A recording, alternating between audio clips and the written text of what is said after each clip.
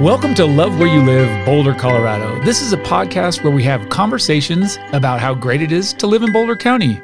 And today I am extremely excited. For those of you on YouTube, you're already seeing my guest.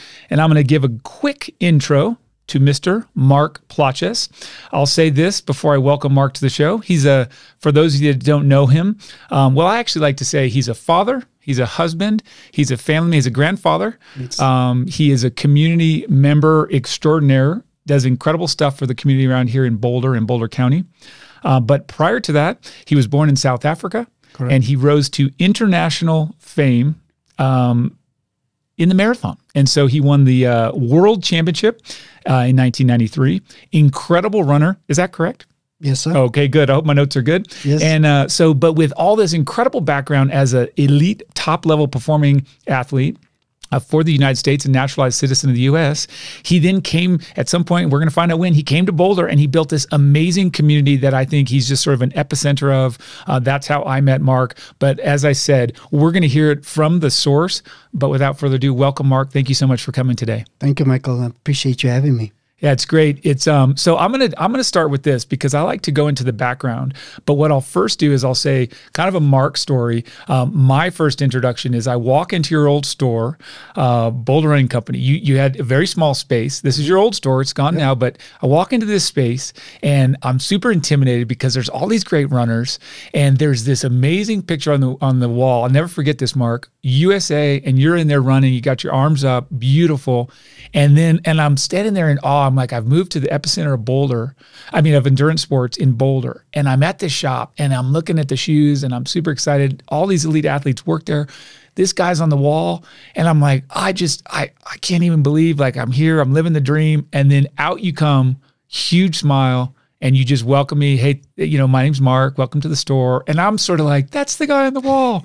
And that's my first intro to Mark. So, with that being said, I know that's not where it started for you. So let's talk about a little bit about your background, early history, where you grew up. What was it like growing up? What did you do? Just some insight into who you were, Mark. Of course. So I grew up in just outside of Johannesburg, which is the biggest city in Africa, actually. Small town called Coronationville. And unlike the U.S., I discovered, not unlike the US, but unlike a lot of people, I discovered running purely by accident. In South Africa, when you go to high school, they choose our sports teams by having the entire school body. They divide the entire school body into 3 houses. The 3 houses compete against each other, and then the top 3 of the competition gets to represent the school. Oh, cool. Okay. So in my first year in high school, I decided that I was a sprinter. I like it. Yep. So I went out for the sprints and I won the inter-house competition, right? Got to represent the school. At one of our first big meets, in the 100, made the final. And in the final, by the time I got up and looked up, those guys were like, finish, okay? So being a high school freshman, totally embarrassed. And I was like, I'm never doing that again. Yeah. Right? Yeah. So for the next 4 years, I chose sports that I knew I would never make the top 3. So I did high jump. I did shot put. Oh, no. I did discus, right? Because I just didn't want to place myself in that position again, right? So in my final year of high school as a senior, I already had a job lined up. I was going to be a bank clerk because my family couldn't pay for me to go to school. Sure. So I had this job lined up at the bank. We had this track meet that I got embarrassed at as a spectator watching our school compete against these other schools. So we're sitting in the stands and we're cheering on. And one of the teachers came on the public announcing system and goes, the boys 3,000 is about to start. There's only 3 athletes and they're trying to run a qualifying time for state. Okay. Is there anybody in the audience that would be willing to help them through half a mile and 1 mile? right? So, of course, it's high school. Nobody volunteers, right? So, I to this day, I can't tell you why, but I looked at my buddy who was sitting with me. I go, let's go help those kids. I said, you can even run the shorter way. You can do 800, I'll do the mile. Nice. So I knew I could run because I played other sports. I played soccer, I cycled, I swam. Gotcha. I knew I could run. And when we played running games, I was always the last guy to catch. So I knew I could run. Sure. Right? Anyway, so the race starts. My friend takes them through, and we had to borrow shorts and shoes. Of course. You know. You're yeah. Yeah. The race starts, and my friend takes them through 800 steps off. I take over, take them through the mile, step off, and I look back, and they're about 20 meters behind me. Okay. Right? So I was like, okay, I feel good. I'll jump back in, run, and help them some more. And when they catch me, I'll stop. Sure. Well, after a mile, there's only 3.5 laps left. Sure. Okay? Yeah. So they don't catch me. I end up qualifying for state, but I did my job. They qualified too. Oh, nice. Oh, yes. Nice. So all of us qualified for state. Okay. And so the teacher came and said, you know, would you like to be on our team? Sure. And I was like, absolutely. Sure. Yeah. And I had 4 weeks to train for state, and went to state, won state, and then went to nationals 3 weeks later and won nationals. How about that? And that totally changed my life. I wouldn't be sitting here talking to you. No. I'd be working as a bank clerk. As a bank clerk. So because of those races, I got offered a scholarship. Wow. And I came to the University of Georgia in the U.S. Right? The Bulldogs.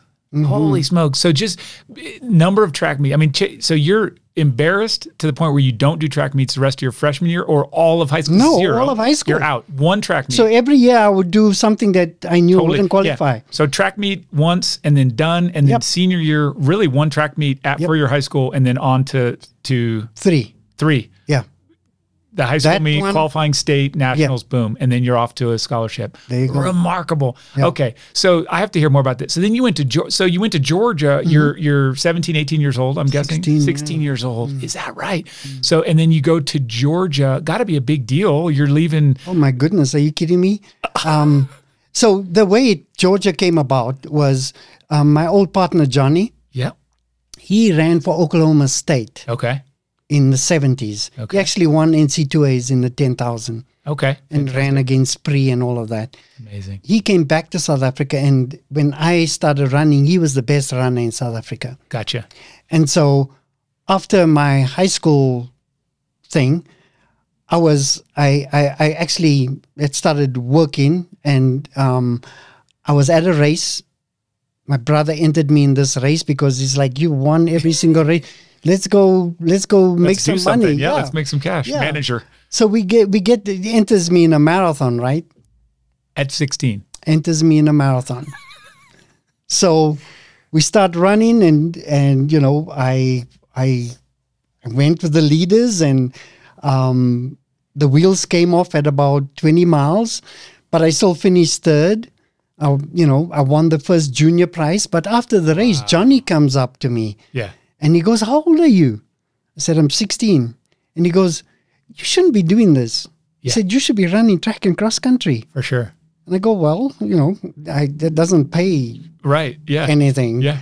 And he goes, okay, interesting to hear. A month goes by, I see him at a half marathon. And he goes, would you like to go to the U.S. to study? I was like, are you kidding me? When am I leaving? Yeah, pack my bags tomorrow. That's right. Gosh. And so, you know, that's how Johnny's teammate, John Fox, became the coach at Georgia. He called Johnny and asked Johnny if there were any potential recruits in South Africa that would be willing to come. That's amazing. And Johnny recruited myself and this other kid, Sean Nickel, from South Africa, and we went to Georgia. Holy smokes. Yeah. So, okay, that's amazing. Real quick, what was the time there for the marathon at age 16? Do you remember? Yeah, 2:24. The wheels came off, 224, age 16. Okay. And it was, yeah, I knew you'd remember. But okay, so that's remarkable. You're now, all right, let's just kind of jump. You're in college, so then you do focus on 10K, 5K, I'm guessing, cross country. When, I mean, was that overall kind of a success, or did you immediately say, you know what, I'm going to move on? You know, it was a success, but you've got to remember, I had a quarter of a season under my belt. Yeah.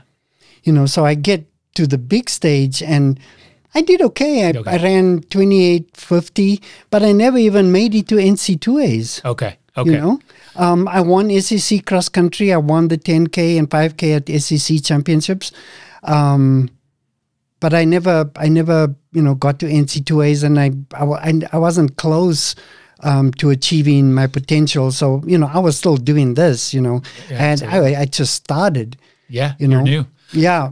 So okay, so all right, I'm going to make a little jump. So you're good, not great. But I introed you mentioning a world championship title. So tell us what brought you to Boulder, and was that part of your athletic ascent to greatness, or were you already there? Like, when did you move? You know, sort of where else did you live, or when did you get here to Boulder area? Yeah. So after when I was at Georgia, I had to leave a year early. Actually, I was done with all my prereqs because I was doing 21 hours per quarter and stuff like that. But my dad got really ill. I had to go back home. Okay. Enrolled in university in South Africa. Gotcha. Started running road races. Okay. My first race back in South Africa was the South African Marathon Championships. Gotcha.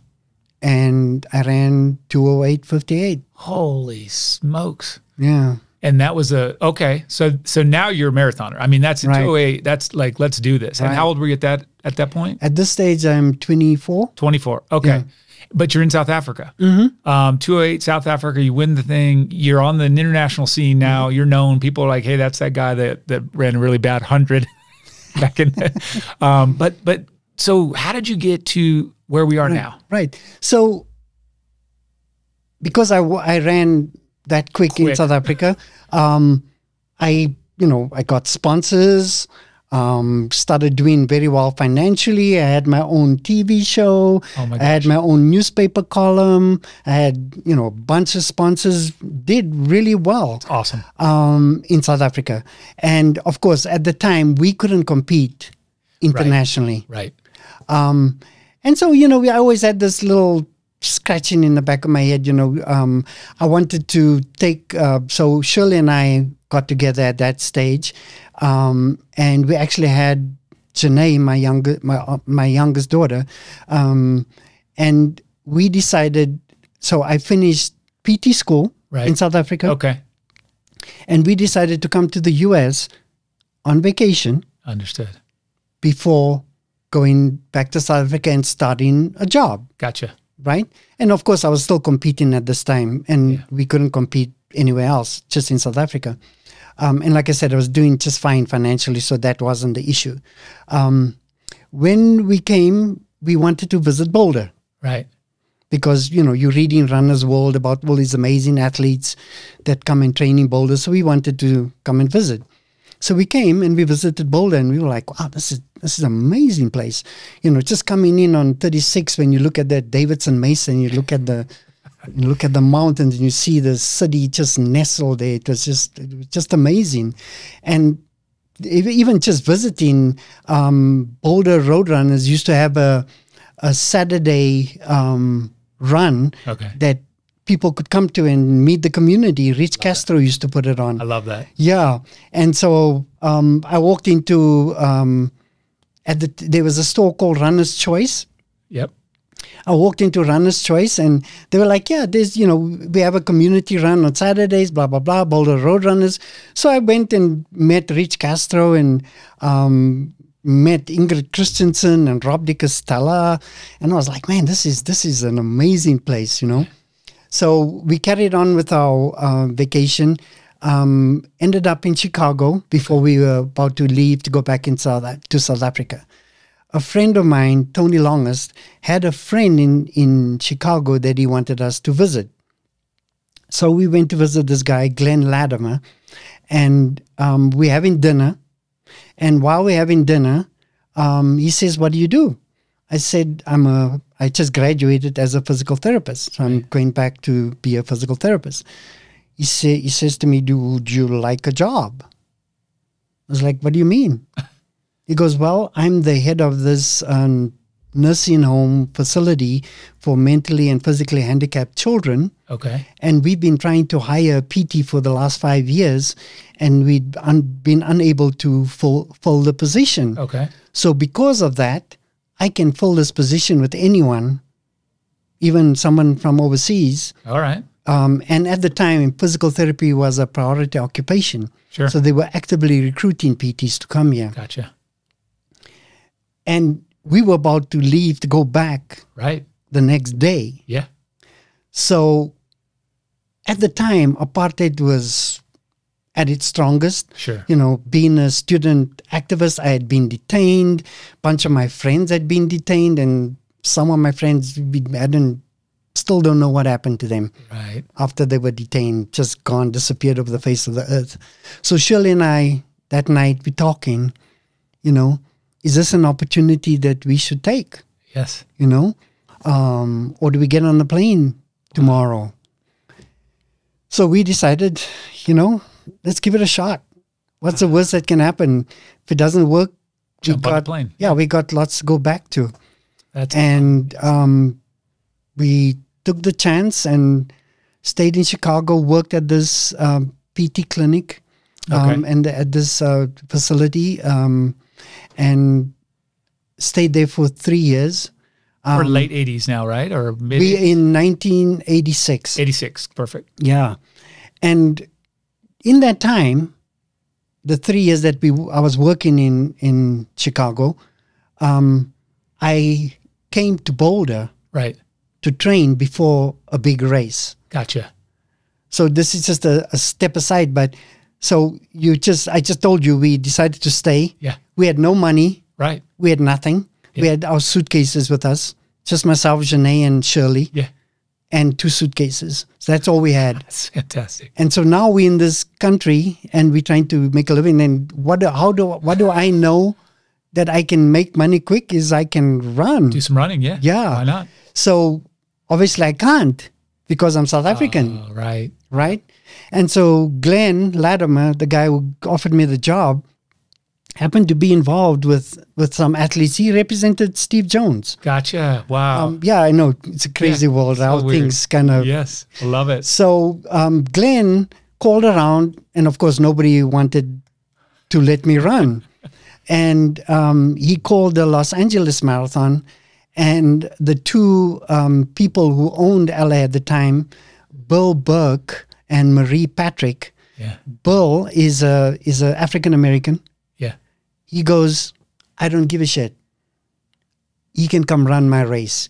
He was ostracized in his own country. I don't give a damn if the IAAF sanctions me.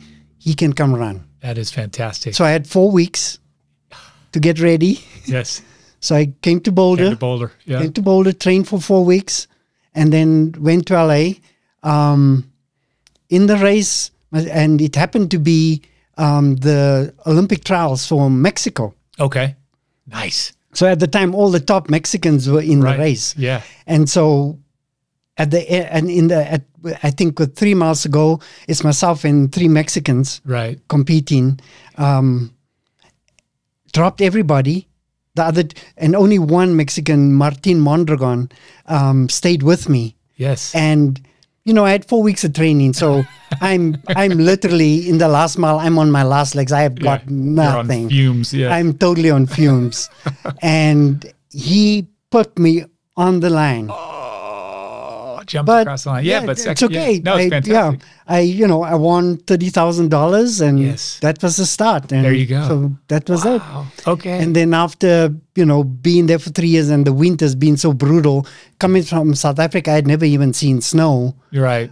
We knew we didn't want to be there. Sure. So that's when we came to Boulder. Came to 1987, and 3 years later, 1989. 1989. Yeah. Okay. Okay. So that's a fantastic story. I love that. And it's fun. We could probably I could spend all day talking about some of these great victories and these battles, because I love them. But we've covered a lot of the stuff. So now I want to just imagine it's late 80s, 89. You're here in Boulder. You've got Shirley, your beautiful wife, and your gorgeous daughter, Janae. Still don't have Camille or Luce. They come around, or Luce and Camille, they come a little later. Yep. But you've moved here, getting started, Boulder. Where do you land? What is as a resident, what's your first impression? Like, is it everything you saw coming over the Mesa? Is it better? What do you think? Better, because we didn't immerse ourselves in the culture, just a little bit at that run, right? Sure. But once we got here, people were so amazing, and I can tell a ton of stories. But one of the stories that I will tell is that, Steve Bosley, the founder of Boulder, he found out that we had just moved here. He assisted us in getting an apartment. He gave us a car to drive around in. Amazing. And just made us feel at home, and the whole community was like that, just welcomed us. Arturo Barrios was living here at the time. Steve Jones, Rob DeCastella. They'd have us, all of them invited us over for dinner, and it just made us part of the community. And, then I realized how special this place is, not just because of, if you look around where we can train and what we have access to, but the people that are here. Boulder is blessed. You can find somebody that can treat just about anything in Boulder, whether you want a crystal cleansing, or you want orthopedic surgery. We have some of the best people in Boulder because it is such a desirable place to live, and people want to be here. People take huge pay cuts to be here, and that includes lots of professionals. I understand, doctors included. Yeah. And so just being part of that and being able to contribute in a small bit to the culture was what kept us here, and that's why we're still here. Well, that's fantastic. I mean, and I'm just drawing thread, because when I introduce you, like, I do believe that you've been sort of foundational in extending, so maybe not creating, but extending and growing that community. Tell us about how important that is to you, because it embraced you, and you've helped embrace others. It is so important for me and so important for Boulder. And I'm going to put a little dig in right now, because I feel like we going off the track. If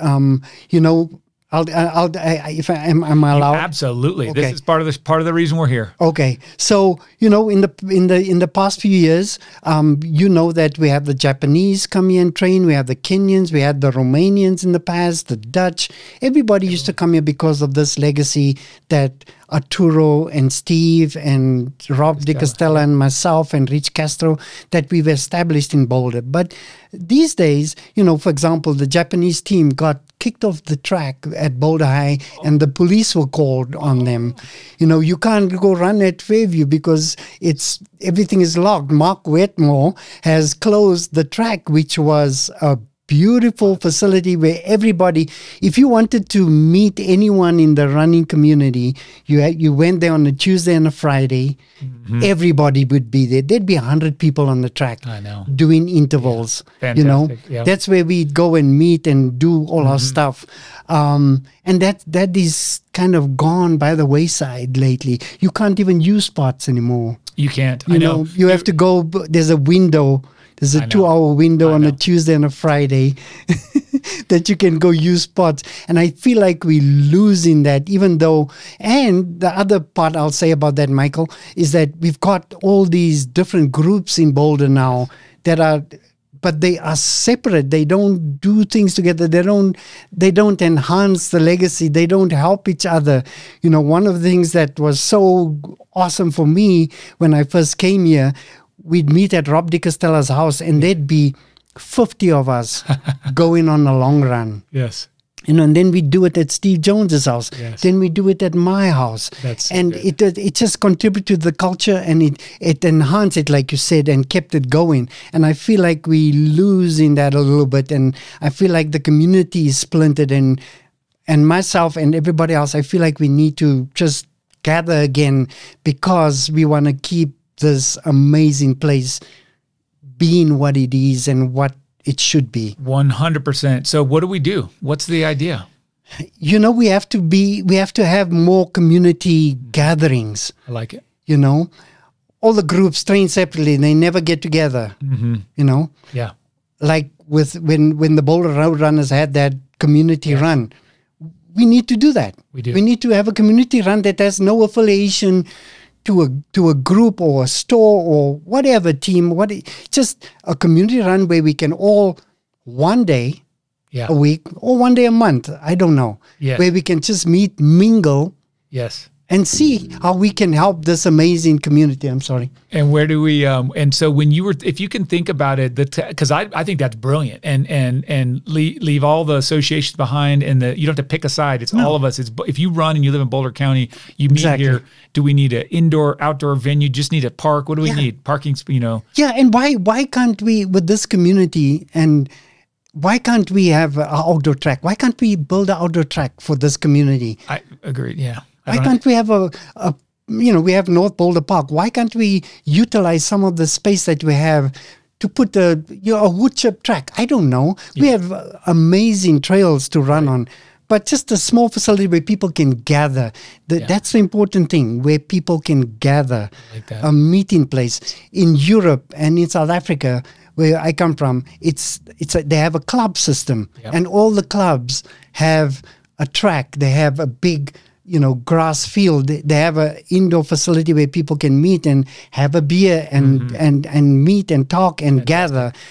I feel like that's what Boulder lacks. We need a meeting place. We need that. We need to gather. I love that. And I can feel it. I mean, your energy comes up because it is important to you and you're expressing it very well. We have the problem, and I think that this is what we need to do. We need to seek that out.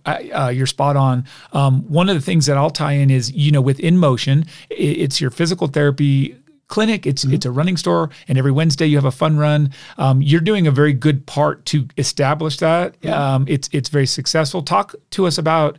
Obviously, you've been a PT for a long time. Runner, store. Talk to us about the importance of us gathering there at your shop, for example. Yeah, I tried. That's what I tried to do, and we did successfully at Boulder Running Company. 100%. I'm trying to establish that at In Motion. It's a little bit harder. Like I said, all the groups. I'm not as dialed into the groups as I used to be when I was competing. So maybe that's on me. I need to reach out to all the groups and just invite them to maybe we just have a happy hour at the store. And it doesn't matter, even other stores can come. It doesn't matter to me. It's not about selling the store. It's about building community. And I would gladly make my space available for us to do that. That's great. And it is a spectacular venue. You can stand in front and then stare at those beautiful mountains. I mean, you have a great view there, Walnut and 30th. I think count us in, because I think Amanda and I talk about this all the time, and it's just what you said. It's not about business. It's about community. We love this place. Let's help share this place. Let's help invite people to that community, to the gathering. So let's follow up on that, Mark, because I really like that. And then we have to talk to the people on the city of Boulder, because we do. Why don't we have a track? I mean, why don't we have that? So we'll come back to that. As I just come in here, let's do some fun stuff as well. Currently, which part of Boulder County you guys live in now? We lived in Boulder for 14 years. In town, yep. Yep. But what I explained to you when I first came to Boulder, coming in on Davidson Mesa, that view is what has been close to my heart forever. Yes. You don't see that in Boulder. You're in it. You are the view. Yes. So we finally found a house. We moved a little bit east in Lafayette. And I have my view. I love that. And that's, so we talk about this because this is why it's Boulder County. This is the age old. Do you want to see the views or do you want to be in them? Yes. And so tell us about the Lafayette community a little bit, like your favorite things about right where you live. View is number one. What else? View is number one. Number two, a lot of people don't know, but we have phenomenal trails and access to phenomenal trails. Yes. In Lafayette. Coal Creek Trail? We have Coal Creek. We have the extension of Coal Creek that goes all the way to I-25. Remarkable. Yes. Most people don't know that. Then, what a lot of people don't know, just about every single neighborhood in Lafayette has a little dirt path that goes around it. That's so cool. And if you take the time, which I do because I love doing it, you can connect all of those and you can make a huge loop. I have a 5-mile loop, I have a 10-mile loop, I have a 20-mile loop, and it's all on dirt. You have to cross a few roads, yes, but it's all on dirt, and it connects all these communities in Lafayette. Yeah. All right. No, and it connects with the bike paths as well that go lead into Louisville, that lead into Erie, and that lead into Boulder. So it's such a great, and I didn't know enough about Lafayette, 10 years ago. Over the last several, I've got to know it. I'm with you. It's special. You've got an old town. You've got, new. You've got it all. So what's your favorite? If you're going to bring me out, where are we going for a beer, a coffee, and a meal? Which it doesn't have to be the same place. Like where would we have? Where would that be? Absolutely. So right on 95th and Arapahoe, we have the same coffee shop that's in Brewing Market. Brewing Market, thank you. Brewing Market. And it's a phenomenal space, Michael. It's kind of the space that I envision it in motion. It's got beer, it's got wine, and it's got a big, it's got a huge coffee shop, and it's got all these sofas with one little TV and great meeting space. That's awesome. That is where I take people when I want to show them Lafayette. It's always packed. It's kind of like January coffee is next to us. It's become an amazing, busy little Boulder, treasure. I didn't realize they had booze out there. That's cool. They got the wine and beer. So that's very good. Great tip. 95th and Arapahoe. Write that down, 95th and Arapahoe. And then I don't know if you know it, but they have a up on the hill in Lafayette, they have this cider, a restaurant that specializes in cider. And they have, I'd say, second to my view of the back range.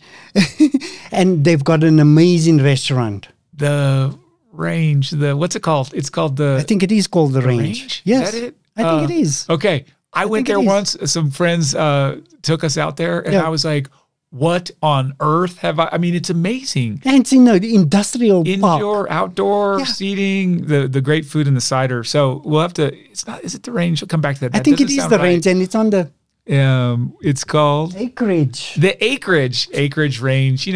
Thank you for all the help with my crew here. Thanks, Marcus. Thank you. The Acreage. Great suggestion. Okay, so we've covered. I mean, that's it. Unless there's another highlight, you got to call out for Lafayette, because I mean, people. It's you're talking about if you're here and you're in your rhythm and you want something new. He's giving you great suggestions. So Acreage and Brewing Market. All right, let's do a couple other things because I think we've hit almost everything out of my list. But ultimately, what about? If you, and this is so hard, especially you're gonna struggle with this, maybe not. If you had to pick one trail, one for a hike, a run, a walk, any of the above, what's your favorite? If you called out just maybe the best trail around or a little open space. For me, that's not a difficult one. Okay, good. Marshall Mesa is absolutely my favorite, and I'll tell you why. Because you can go in every direction, do different loops. You can go flat, you can go hilly. Yeah. And one of my favorite trails, and I don't want to say it out loud because it's kind of a hidden treasure. But if you go west, so you go up the hill from, you go across 93. Okay. Go down Community Ditch. Yes. When you get to the bottom and you start going up Dowdy Draw. Yes, I'm with you. Right before you go down the hill to go up Dowdy Draw and the switchbacks, there's an extension. Okay. On your right that goes into the foothills. Into the trails. Yes, into the trails. Oh my God. Have you done it? Yes. So if you do the top loop and you climb, and you come up to this spot that's really near to where the railroad runs. Yeah, the little canal, and then there's the railroad behind. You go up. Even above that. Okay. Even above that. Haven't probably been there. Yeah, so once you get to that canal, you go across the canal, and then you go up another 1.5 miles. Oh, come on. And you come to this pinnacle. And when you get to this pinnacle and you look north, you see a view of the Flatirons you don't see. You've never seen. You're on the other side. You're due south. Yeah. That's amazing. Yeah, you look directly at the Flatirons, and as you look down, there's this open field for about 3/4 of a mile single track, wildflowers. You could be in the middle of Switzerland. This was an easy one, and you see why. So here, and just I hate to spoil your secret because they still have to do it, but we're orientation. So this is kind of like El Dorado Canyon, sort of, you're above El Dorado Canyon where all the climbers are, where the pool is and whatnot. So if you were coming off of 93 and you wanted to kind of shortcut it, you drive down and park at one of those sides, Mesa Trail or Dowdy Draw, and you have to find your way to the secret part. I love that. And I'm doing anybody want to come with me? I'm going this weekend. I've just decided. Absolutely. Or is it still snowy? Might be too snowy. Still snowy. We'll give it a couple weeks. So mid-April, I'm going to get out there. And when you do it, let me know. I'd love to run around with you. Great. I would. That's it. That's a couple of requirements, and this is something I just invented. Is that we have to connect outside on something, either one of these restaurants. All my guests, I'm going to call you up. You and I were going to go for a run down there, and then the other part of that is I wrote down 2 names. If you were going to just throw someone out here and say you have to have X, Y, and Z person on this podcast, who would first come to mind? Oh, well, 2 names, and not in any particular order. You have to have Arturo out, and you have to have Jonesy. Okay. Yeah, I lean a little bit towards Arturo only because he's so animated and he's not really part of the running community now. Right. So I think it's important to bring him back into the fold. Love that. Steve is involved in the running community. He coaches. He has a group that he coaches very successfully. And those are the 2 guys that are still here. And a lot of the younger people don't know anything about them. It'd be fun to, and just in a weird, we're selling real estate now, Mark, and I popped into a house and we're getting ready to sell the house, and guess who the property manager is? Arturo Barrios. And then just like 2 weeks before that, I'm showing a house. Guess who owns it? Arturo Barrios. I'm like, this guy. So he's my guy. I'm going to call him up. And then Steve, I wrote his name down. So great stuff. Okay, just two people that you also need to add to your list because they live here and nobody even knows it. Helen Obiri and Edna Kiplagat. Oh, nice. Boston, New York champion. Both of them world champion. Both of them world champions. Both of them New York champions. Both of them Boston champions. So good. They live in Boulder. So good. And this is where you're like, people always laugh when we're talking about Boulder, and it's like, you don't ever know who's about to pass you, who's on the other side of the trail, who's world class at this, who's won that world major marathon Olympic gold medalist. And so it's really, it can be intimidating. I mean, like I said, when I first met, that picture of you winning LA, I think was what I saw up there.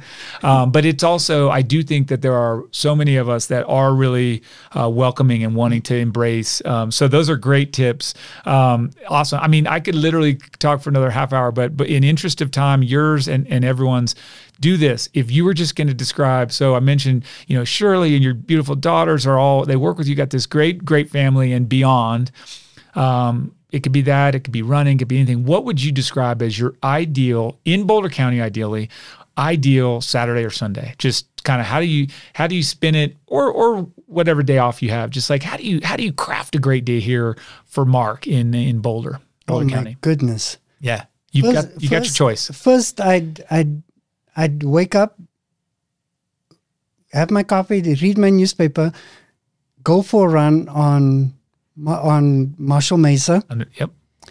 Come back, get Shirley and the girls. Yeah. Go to breakfast. Where would that be? At the Buff. Nice. Yep. Okay. Go to breakfast at the Buff.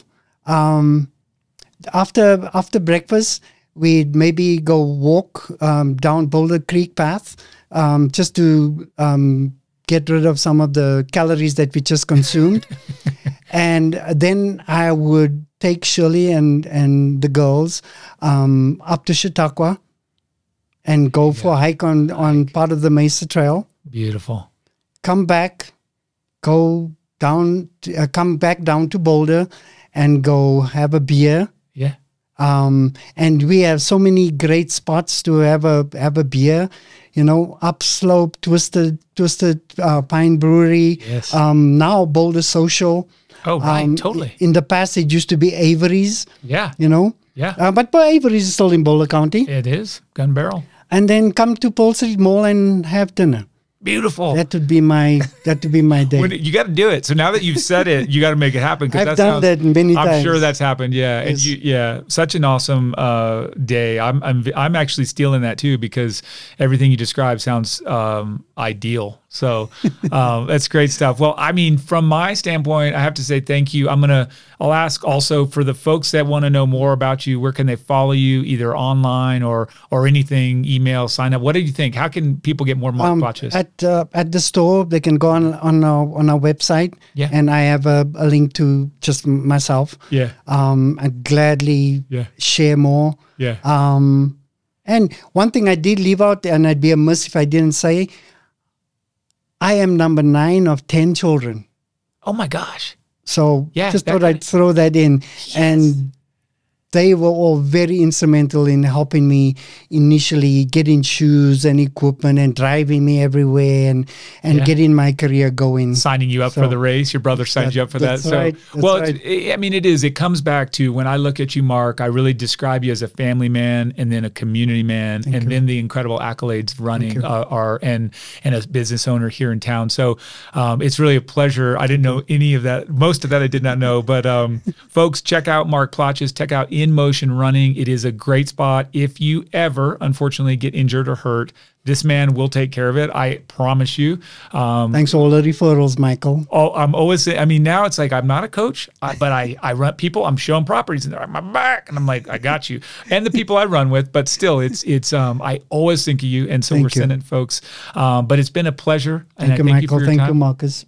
And wonderful. So, folks, this has been another amazing Love Where You Live. And I'll say this before the next episode, I encourage you and everyone to go out and do something that you love. Absolutely. Will do. Thank you, Michael.